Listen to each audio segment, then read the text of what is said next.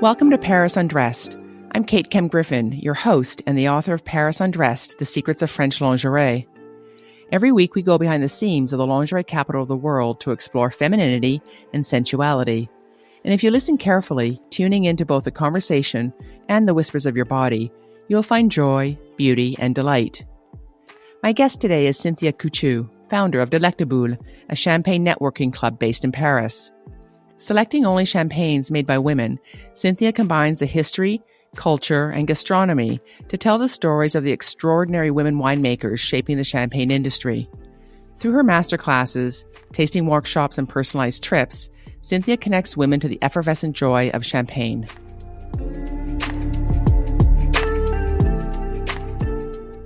Welcome to the podcast, Cynthia. Thank you for joining us. Perhaps you could tell our listeners a little bit about what you do here in Paris. What I do in Paris? Mm-hmm. So I have a hard time putting a label on what I do. I teach classes about champagne. I take people to champagne, and I'm a judge at wine contests. What makes me a little bit different is that I only use champagnes made by women. And I only take people to visit champagne houses where women play a role, an important role, either in the present or the past. Okay, and that's all part of your company called Delectabulles, which we'll explore more later and all about these wonderful producers and growers and the experience of champagne. I wanted to just perhaps back up just a little bit and tell us about young Cynthia, where you grew up, and perhaps what you were thinking about as a young girl and dreaming about one day. Oh, God, you probably need about 3 podcast episodes for that. So I guess I was very lucky that I grew up in a bilingual family. My mother was from Cape Breton, Nova Scotia, so English speaking, and my father from a small village outside of Montreal. And he was a Mountie, and he was posted. His first posting was in my mom's little village. So that's where they met. They got married and then moved to Montreal. 9 months later, I was born, and 14 months after me, my sister. And unfortunately, when I was 5 years old, my father died in a tragic car accident, along with my uncle, my cousin. My sister was the only survivor in the car. My mom was a widow at 25 with 2 kids and rolled up her sleeves because she knew she had to take care of these 2 little girls, and decided that to get a better job, she needed a better education. So she moved back to Nova Scotia and went to university there and had some support from her family. And the Mounties are a big sort of family. And one of the Mounties was sort of volunteered to advise my mom on how to best invest the little bit of insurance money that she got. And they became pen pals. And he was another French Canadian. And my mom had to go sign some official documents about a year later. And they went out on a date. And 3 years later, they got married in the same church, moved back to Montreal. And my mom has always been a Francophile, and she thought that my father would have lots of time to teach us French, but he didn't. And so when she remarried another Québécois, she was like, this time the girls are learning French. And so they switched us from an English public school to a French private school, and they chose a school that was the French from France program. So from the age of 10 onwards, I studied the same curriculum as any French person, and really struggled at the beginning to maths have always been hard for me, but learning in French was even harder. And eventually we moved to Ottawa, and growing up in a private school, all the parents were doctors, lawyers, and role models. I thought I wanted to be a doctor. And after about 2 years of pre-med, I decided, no. And I switched to photography. And I basically bullshit my way into art school because normally you needed a portfolio, and I didn't have one, but I knew it was something I really, really wanted. In order to graduate from the program in the final 4th year, you had to have an exhibition. And bizarrely, or luckily for me, that year there was a prize, which was a plane trip to Canada, to Paris. And I knew that I wanted to come do my Master's of Art History in Canada, in France. Why do I keep saying Canada? The links between the two. Yeah. And to make a long story short, I won. And because it was a trip to Paris, there was someone from the French embassy on the jury. And when she found out I wanted to come study in Paris, she said, "Oh, come see me tomorrow. I'll give you a grant." So that's sort of what brought me to Paris. So my young Cynthia moved around a lot. I went to lots of different schools. I was open to moving around and being versatile, I guess. And was learning French easy for you? Was it natural, or did it feel like a forced homework thing? Well, my parents were quite strict.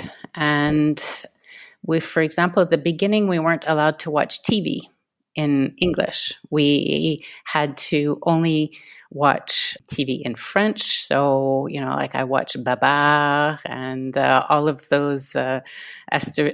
I can't even remember half of them. It's so long ago. And my second father was an amazing father. It's like he had this poor guy. He was 37 or 38, had never lived with a woman, and overnight ended up with a wife and 2 kids. An instant family. Yeah. And it's like he had this checklist of what a good father is supposed to be. And he was devoted to us. And he had his full-time job, was doing a master's in commerce, and would help me with my homework every single night. And I really owe it to him that I speak such good French. He'd give me dictations. He'd make me recopy my mistakes 100 times. But he was really there, really present. And because we were sort of dumped in there in a French world, we didn't have much of a choice. And because I did it when I was young, I remember it was challenging. Like my math class in French was challenging, but at the same time, I was stimulated to learn it's not just learning the language, it's like a whole window onto a completely different world, a different culture, different literature, different sense of humor. So that really appealed to the Gemini in me. I still feel to this day a little bit schizophrenic because I'm not the same person in English and French. I feel in English, but I think in French. And the language between you and your sister? Because we feel in English, it's mostly English. But as kids growing up, whenever we wanted to have secret private conversations, we'd switch to whatever language the others weren't speaking. Our children, and I have an Anglophone family, but our children growing up here speak French to each other. And there is something about that ability to converse in the language that's common but unique to the siblings. And the creativity, the love of photography, was there a creative element in your family? Was it supported, or did it come from someone in particular, the interest, or did you just pick up a camera one day? The interest in photography, I only realized it when I was in art school, came from the fact that I got to know my first father through looking at photographs of him and wanting to read and learn as much about him as I could. So I would spend hours staring at photographs of him. So my family, I wouldn't say they're artistic. It's more in the music field that they're artistic, but my interest in photography came from staring at photos of my father. There's a beautiful love story that flows through your family, even amidst definitely some great tragedy. So I'm hearing just a lot of love from those surrounding you and to them, and their support for you. Lots of love, that's for sure. Yeah. So back as a young girl growing up in Canada, because this is a Paris Undressed podcast, do you remember your first bra? Oh, I have bad memories of my undergarments as a kid because my mom didn't have a lot of money when she was a young widow, but she knew how to sew. And so she would hand make our underpants. And so they were like not the sexiest things around, like with thick borders. Yeah, something that it was cringeworthy. Let's put it that way. And the first bra wasn't till I was a lot older, probably than most girls that get their first bra, because I was flat as an ironing board. I had nothing. And I can't even, buying the first one, I can't remember. Do you remember if you minded being flat, or was that something that just was, or were you thinking or wishing to be something else? Were breasts a big deal for you growing up? No, it's just part of who I was. Some have more, some have less. You have what you have. You have what you have. 3 words that describe best your personality. Bubbly, curious, open. I think that's always interesting to see how one describes oneself, and then the way one works and the choices one makes as jobs and lifestyles and all the rest. So it's interesting to see how that might evolve. And certainly champagne and bubbly, you don't need much of an imagination to understand the influence of one on the other. So about champagne, it is an incredible sensory discovery of all the senses, as is lingerie, which is a sensory experience. And recognizing the distinctive qualities of champagne and discovering the nuances is part of what makes tasting champagne such a fascinating experience. And so is making the associations and finding the right words to describe the tasting and champagne experience. So for instance, I started looking at the language of lingerie and the language of champagne. And these were some common words that I found: fruity, spicy, floral, subtle, delicate, harmony, powerful, irresistible, elegant, graceful, impertinent, seductive, velvety, surprising, pleasant, sparkling, tingling, and sensual. Bang on. Right? So you and I met several years ago, and we did an event together called Bubbles and Bras with Inspiral, which is an online magazine and women's guide to life in Paris. And it was interesting to feel this special affinity between women, champagne, and lingerie. More than just a little bit of an awakening of the senses for us all. And I thought it might be interesting to continue to explore the language of the senses as a way to enjoy and learn about champagne. Okay, so I thought we'd start with sight. And sight is sort of one of the first senses that comes into play when we're looking at champagne. What does color tell us about champagne? Well, I could totally geek out on you here. Geek away, love. Well, when you go to wine school, color is the first thing that you're taught to analyze. And when it comes to champagne, just to sort of keep it high level, if you see a champagne that is more of a pale straw yellow versus a deep gold color, just the color gives you an idea of what you're in for. Okay, so the pale straw color usually means that it's young, that it has spent less time aging in the cellar. When it's a deep gold color, that usually means that it spent a lot more time aging in the cellar. And the time spent in the cellar also affects the aromas and the flavors. Okay, so a young champagne is going to be a lot more fruity because it spends less time in contact with the yeast inside the bottle. A champagne that's deep gold spends more time in contact with the yeast and develops more toasty aromas and flavors, like brioche. Paris Undressed will be right back after a word from our sponsors.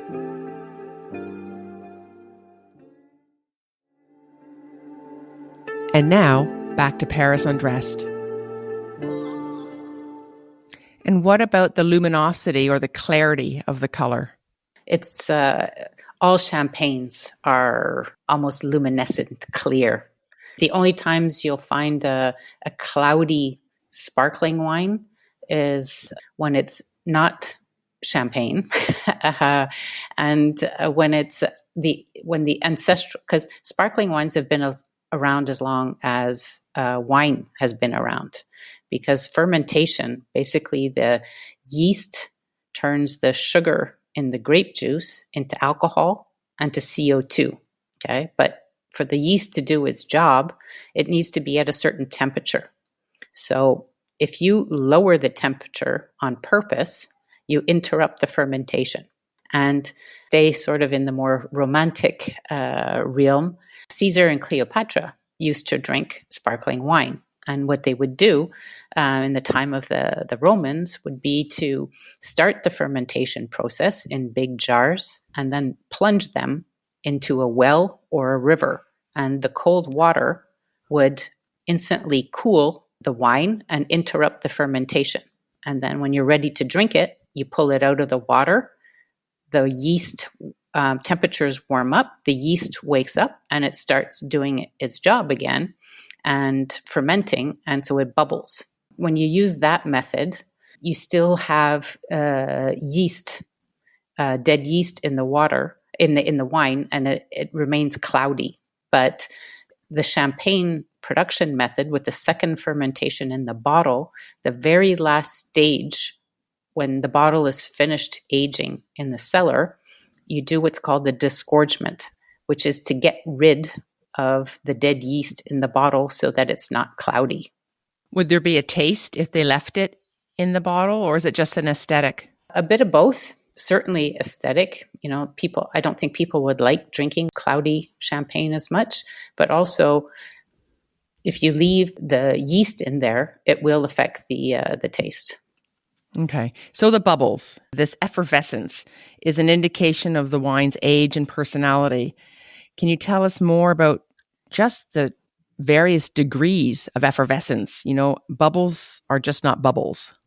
So there's this great scientist, a physicist at the University of Reims, whose job is to study bubbles. That's all he does. He measures them. He measures the size, the shape, the speed of bubbles, and he bursts a lot of myths about the bubbles in champagne.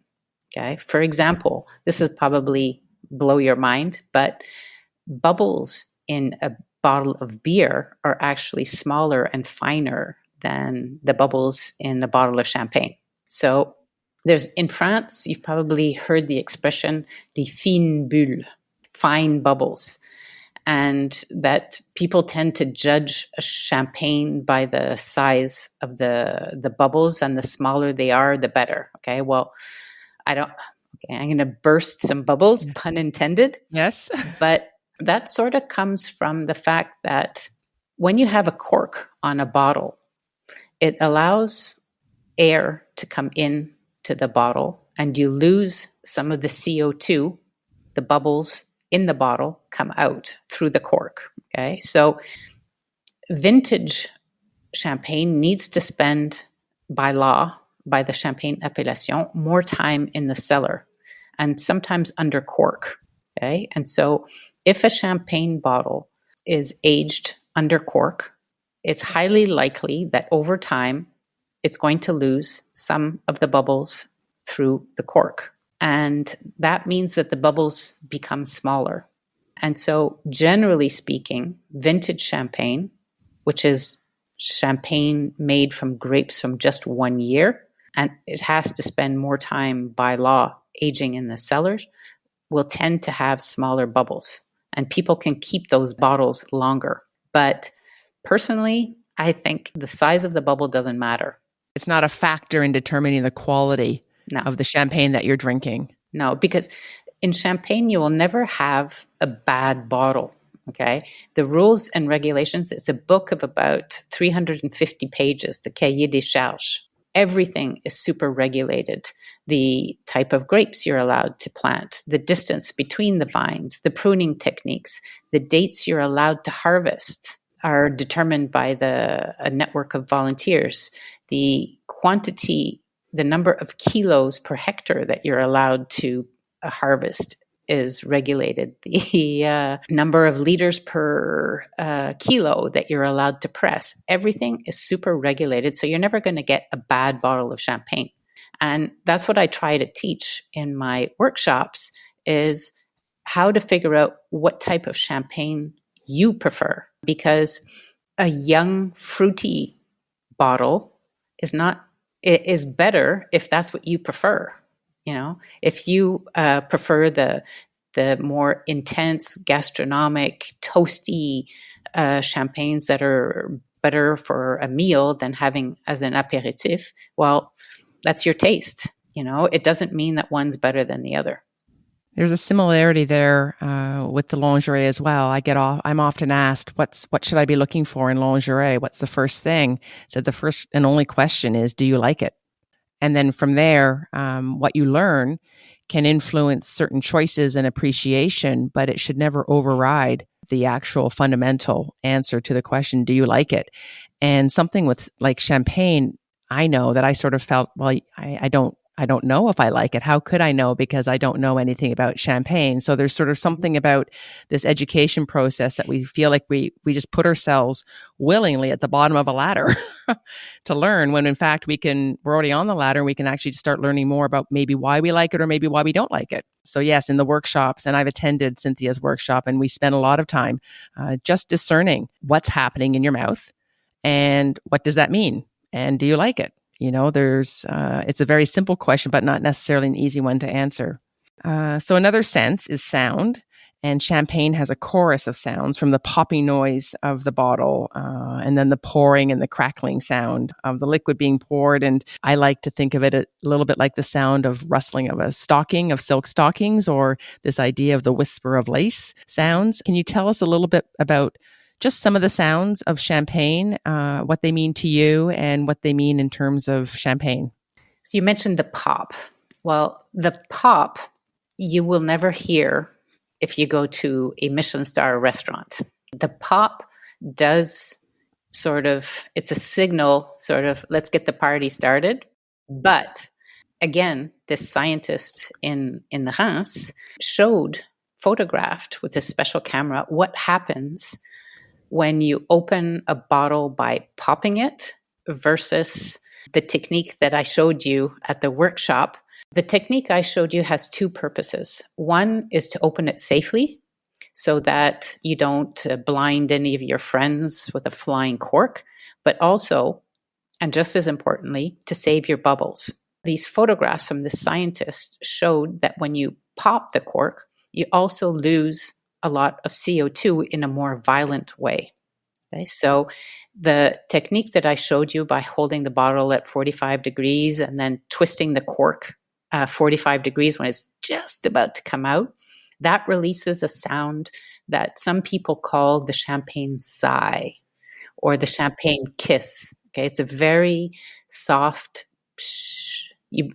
Basically, if you don't hear anything or very little when you open the bottle of champagne, then you know you've done it properly. It does go against this notion of trying to take off the chandelier, that the drama and the theater of opening a big popping noise of a champagne bottle, like the Formula One popping. But another point I'd mention about the sound is not just of the cork opening the bottle, but also when you bring the glass close to your ear. Well, there's a company that designed a champagne glass that is horizontal. Basically, it lies down. Yeah, parallel to the floor. Right, to the table. To the table, yeah. Well, I don't know. I'm not judging. I don't know where you drink your champagne, but that's okay. At the end of the evening, it's on the floor. But yeah.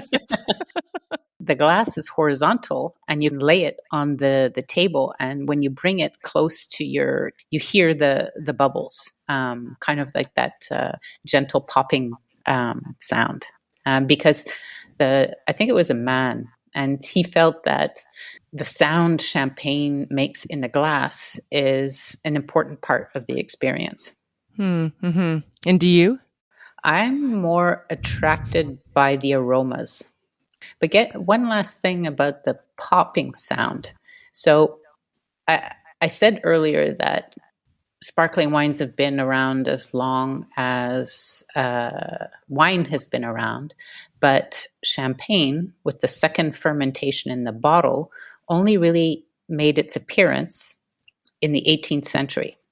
It was women, the courtesans, in the court of Louis XIV, then the regent, and then Louis XV, who were the first champagne ambassadors, so to speak. Champagne was a novelty wine back then because they didn't understand the science behind making champagne. They didn't understand how much sugar, how much yeast you needed. And so the bottles would be exploding in the cellars. The guys who worked there had to wear like these iron outfits because it was so dangerous to go into the cellars. And so it was a novelty wine, and it was only the rich and famous who could afford it.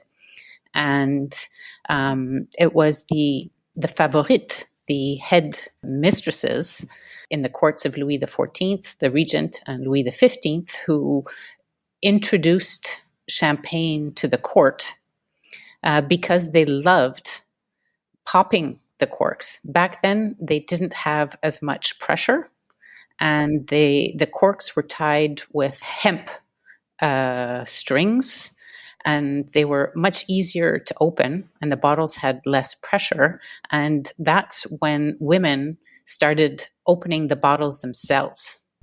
And what they loved how champagne made them feel. They loved the sound of popping the corks themselves. They didn't relegate that task to men. And up until the 18th century, usually women only drank champagne at mealtime. And when sparkling champagne made its appearance, the women were more than happy to grab a bottle between meals, bring it to their room, pop the corks themselves. And this is the whole period of libertinage, a lot of hanky-panky. Yeah, freedom, celebration, love. And you probably love this side of things, but like champagne was Casanova, it was the tool of his trade. That's how he used to get into the pants of all of his conquests. And if you read French literature from that time, whether it be the Marquis de Sade or even letters from the regent's mother to her girlfriends complaining about all these loose women and the orgies, and how the orgies didn't get going until the champagne was flowing. And so it's not just the sound of the corks popping, but when you read the literature, and we'll keep this PG rated, right. But the comparisons between a bottle popping and the flow of champagne was often compared to other things popping and flowing. Yeah, the ultimate orgasm. Yeah. Paris Undressed will be right back after a word from our sponsors.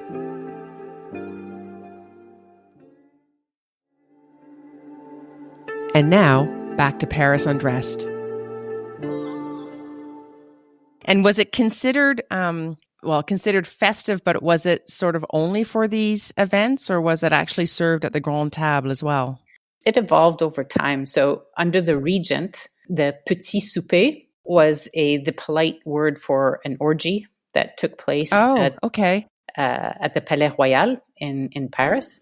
So it was usually like 20 people were invited. It was the favorite who organized everything, and the champagne would flow all evening. And petit souper, as in the language soup, like a pre-dinner, a small dinner, or is it a small dinner? A small dinner, but it meant not just soup, it meant soup included, or just the orgy? You were eating whatever you wanted. But under Louis XV, his favorite, Madame de Pompadour, was not under the regent Philippe d'Orléans, his favorite was a blonde bimbo party animal. That's the best way to describe her. But Madame de Pompadour was groomed to become a favorite, and her parties she'd invite philosophers, artists. She was a patron of the art, and champagne was considered a motor or something that would make you more clever and more witty. And so hers were proper dinner parties, and champagne was considered as helpful to engage a more witty conversation. Right. Erudite and wise and intellectual conversation. Yeah, those links to lingerie and champagne. Yeah, there you go.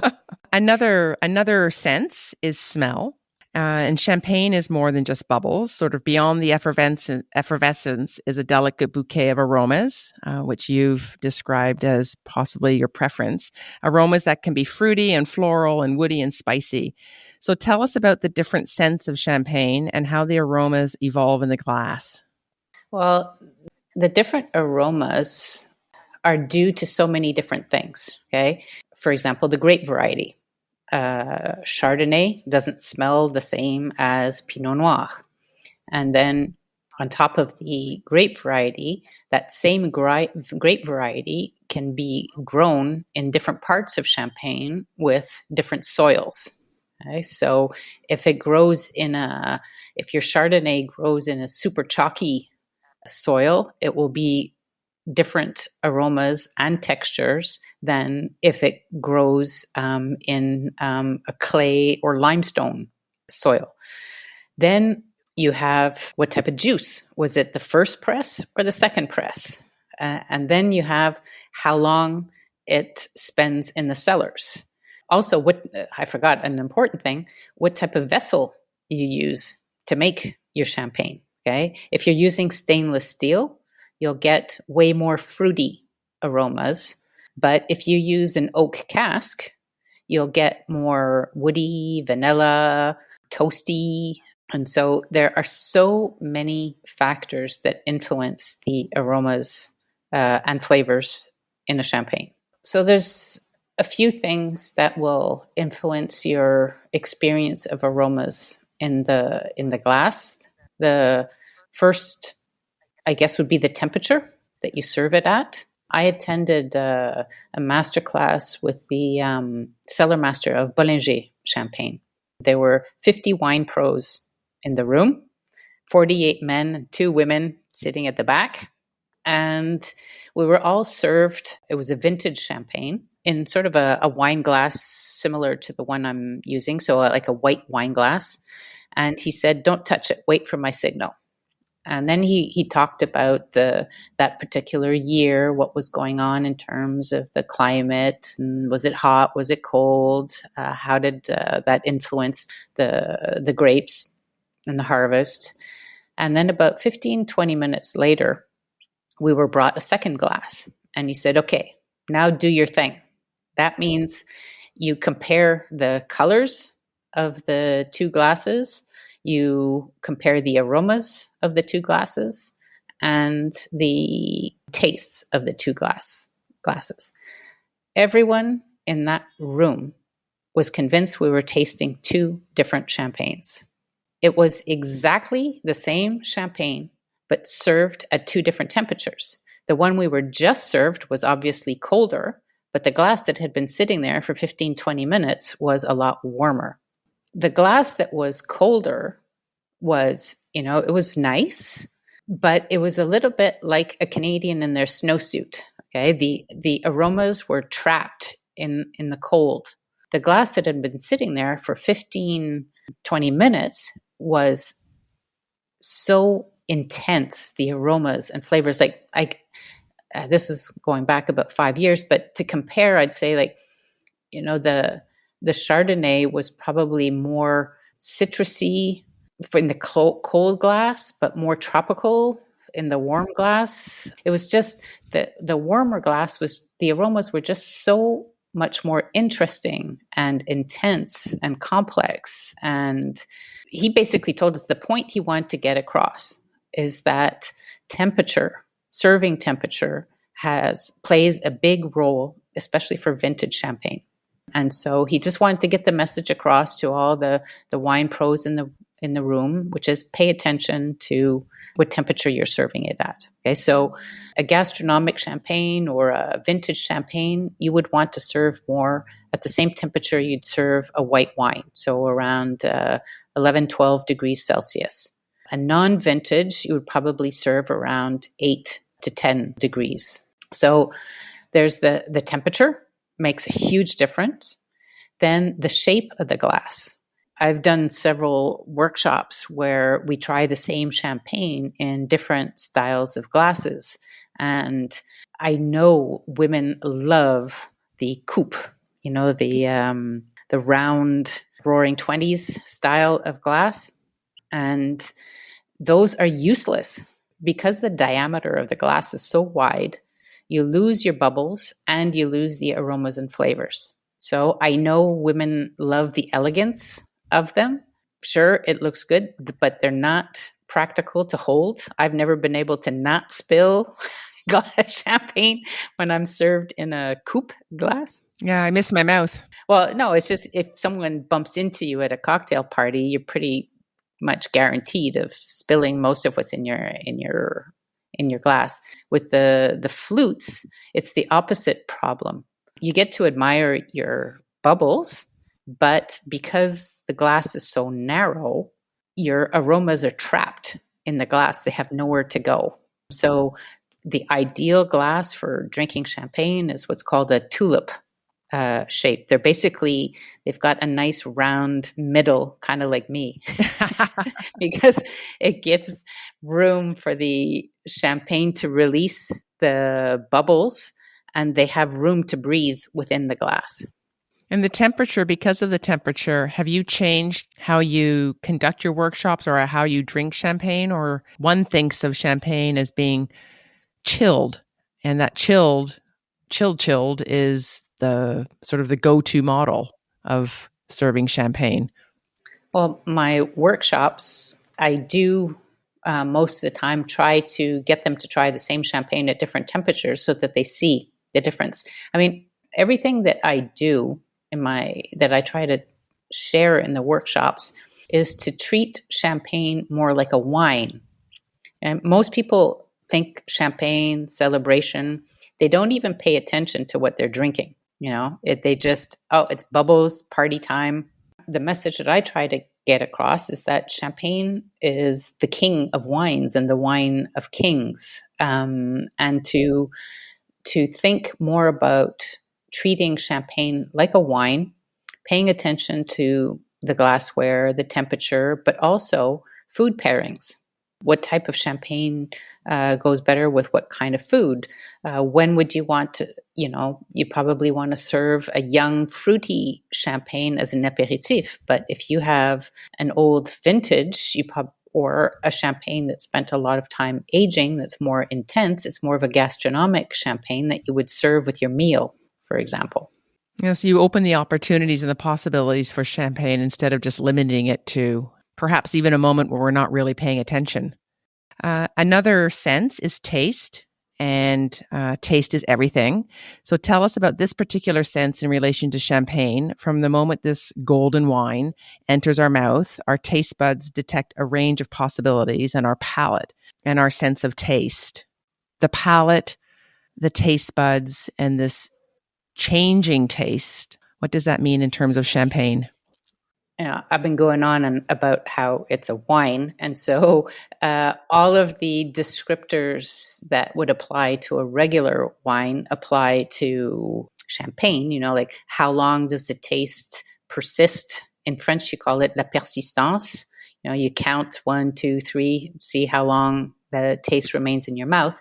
But what's different about champagne, well, there's two things I think that make it stand out from most other wines. One is if you take a sip of champagne you will notice that your mouth starts to water. And that's because the Champagne region is it's the most northern wine producing region in France because it's nasty weather there.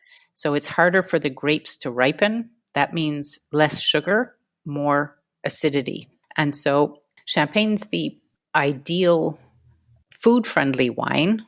Because of this high acidity, it makes your mouth water when you take a sip. Okay. And so that's why it's often served as an apéritif. It gets those juices in your mouth going so that you're ready to eat, to have a bite of food. If you compare, for example, to a big red from California or Napa or Australia, a big red has lots of tannins that dry out your mouth. Okay. So I'm sure I call it the Sharky, when your gums kind of dry out. After a couple of glasses of red, you're like, ugh, your lips are stuck on your gums. It gives you a glimpse into the future a little bit of what we'll look like without our dentures. Yeah. So like a big red will dry out your mouth, and between bites of food, you'll want to reach for your water glass to sort of wet your mouth. Whereas Champagne actually wets your mouth because of the high level of acidity. Okay, so that's something that's different that goes on with Champagne. But also, I guess the best way to describe it, what the bubbles do, I listened to a really interesting podcast interview of, he was a chef, a sommelier, and a restaurant owner in Vancouver. And he had an Indian restaurant. And they asked him what his favorite wine to pair with spicy Indian food was. And he said, well, sparkling wine, of course. And my favorite sparkling wine is Champagne. And he described it as basically the bubbles in your mouth put out the fire. They cleanse your palate. Okay. So if you take a sip of Champagne, your mouth starts to water. You take a bite of spicy food, and then you take a sip of Champagne. The Champagne balances, puts out the fire, because the bubbles sort of scrape your tongue and cleanse it. And so he felt that was the best sort of balancing act between spicy Indian food and wine. Now, if we go back to the big red, if you have a bite of spicy Indian food and then a sip of red wine, it's like putting oil on the fire, okay? Because it has more higher alcohol level. And some people like when their mouth is on fire, but if you're looking for balance, then you probably want to go for a sparkling wine, or even a beer helps put the fire out and balance the spiciness of the food. It's fascinating. It's not necessarily something it's not the combinations you would think of necessarily. The last sense, touch. And I thought, well, what does touch have to do with Champagne? And then I didn't know this word, and I don't know if it means anything, but it seems to be associated with Champagne, and it's mouthfeel. Is that actually a word that's used? And can you describe it, of what it means for Champagne? What it means is sort of, do you feel like you could chew on it or not? Okay. When you take a sip of Champagne, does it occupy a lot of space in your mouth, or does it just feel like drinking water? And what affects the mouthfeel is usually what type of vessel is used to make the base wine. There's so many options. You can have stainless steel tanks. You can have oak barrels. You can have oak foudre. You can have enamel tanks. You can have concrete, egg-shaped. You can have, what else are they playing around with? These grès. I don't know how to say that in English. Ceramique or?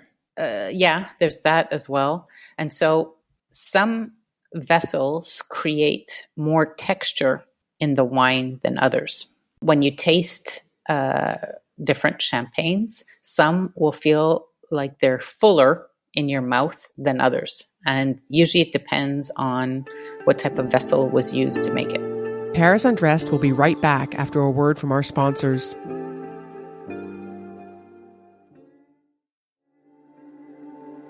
And now, back to Paris Undressed.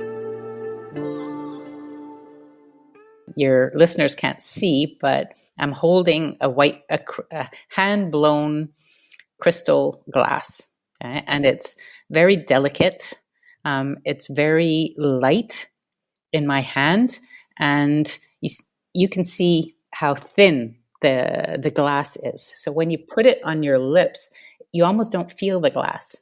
Okay, so it's almost like this direct connection between the champagne and my mouth. Thin glass like this, I find more sensual.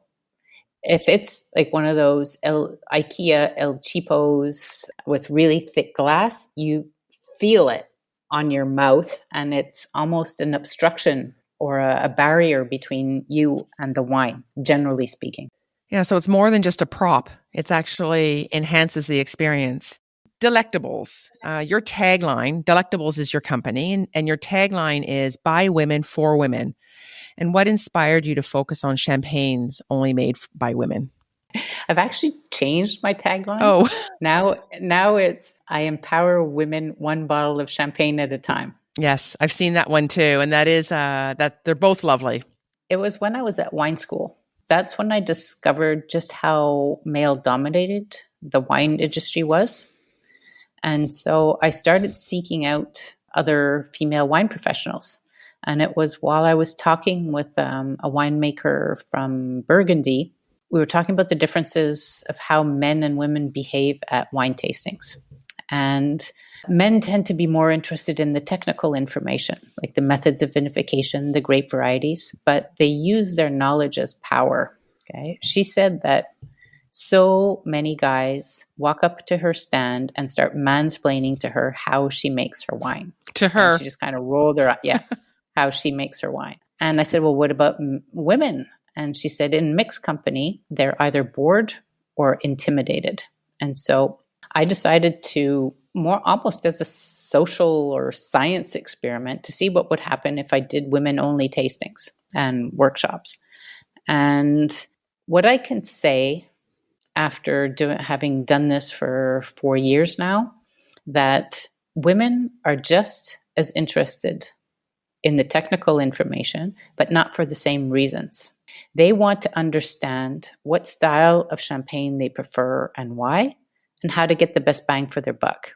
Because 70% of champagne is purchased by women. And so they are interested in the technical information, but for themselves, so that they can walk into a wine shop and say, can you recommend a champagne that has more Pinot Noir in the blend? Or can you recommend this? They have the vocabulary, the tools, the confidence to better understand what they like and why. And also the circumstance. You know, if it's for a cocktail, you go for a different type of champagne than to accompany your Thanksgiving turkey or your Christmas dinner. And so that was one thing that I discovered before creating Delectabulles, was the difference of behavior between men and women, but also the fact that women bought 70% of the champagne. I also decided to only use champagnes made by women, and that was just more my small way of supporting women in a male-dominated industry. Does that answer the question? Absolutely, yeah. Yes. And Delectabulles is a club with monthly events, and it's offered for networking, both professionally and socially. And you offer trips to Champagne and masterclasses in person, and then because of COVID in Zoom, which actually turns out to be just a wonderful expansion of being able to share the knowledge. What advice would you give someone who just feels overwhelmed about where to start about learning about Champagne? I find what often helps is tasting two different champagnes side by side. Often when you go to wine tastings, like wine fairs and so on, they serve you wines one after the other. And you have a hard time remembering what you just tasted or smelled. And what I recommend is to explore is maybe buy two champagnes. Some are available in half bottles. And start comparing apples and apples. Like, for example, try two Blanc de Blanc champagnes, or try two champagnes from the same producer. And read up on most champagne houses have the technical information of how the champagnes with the technical sheets, and read them and try and understand the difference. I mean, the best thing they could do is come to one of my courses in workshops in Paris, but otherwise is to try and explore it, two champagnes side by side. Yes, and perhaps start with just what am I tasting, describing it by myself, just bringing to the surface just the senses again, what's happening right now, and just paying attention with an awareness to the two different beverages. I joke sometimes that champagne tasting is one of the best mindfulness exercises. It's being in tune with your senses and what you're smelling, tasting, seeing, and trying to be in tune and touch with what you're experiencing. But my experience is that a lot of women have a hard time putting words onto what they're smelling and tasting. But that's something it's a skill that you can acquire. There's this great kit called Le Nez du Vin, and you can order it pretty much anywhere in the world. And it's these little vials of different aromas, and you can train your nose to recognize the difference between the typical aromas and flavors that you find in wine. And that's something that I would encourage people to buy and to use whenever they taste any type of wine. Oh, what a fabulous idea, and a gift as well. And it also says that it's not something that you don't have. It's in us already. We just need to encourage it and cultivate it. It requires training.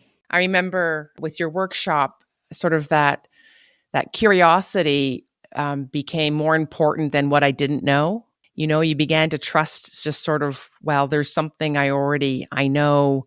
I know if I pay attention, I can probably, even if I can't find the words for it yet, I can notice what I'm tasting, and I can notice the difference, and the language will come later, but you have to notice it first. So it opened a lot of curiosity. And you mentioned curiosity as one of the words that you think of that when you describe yourself. And what are you curious about right now in the champagne world? One of the things I love about wine is the more you learn about wine, the more you realize there is to learn about it. You can go down so many rabbit holes because it touches on everything: history, geography, geology, chemistry, physics, you name it. And that's also why I decided to specialize in sparkling wines versus other wines. But the more I've learned about champagne, the more I've learned about the role of women in the history of champagne. I mentioned briefly that in the 18th century, the role of women as the first champagne ambassadors. I could talk to you for hours about what I've read about that. But the 19th century, they were, with industrialization, some of the key innovations made in champagne were made by women. The riddling table, the vintage champagne, the rosé champagne, the blended method, dry champagne. Up until Madame Pommery, champagne was a dessert wine, and it was very, very, very sweet, like about 200 grams of sugar per liter. And Madame Pommery, who wanted to please her English clients, decided to make drier champagnes. And from that point on, people started drinking champagne at the beginning of their meals. Okay, so what I'm curious about is the role of women in the history of champagne. And I have a secret book project to write a book about the role of women in the history of champagne. And I keep going down all these rabbit holes. World War I and World War II, the women in champagne were just so inspiring. I'd be the first one for the book signing. So please write that book. Yeah.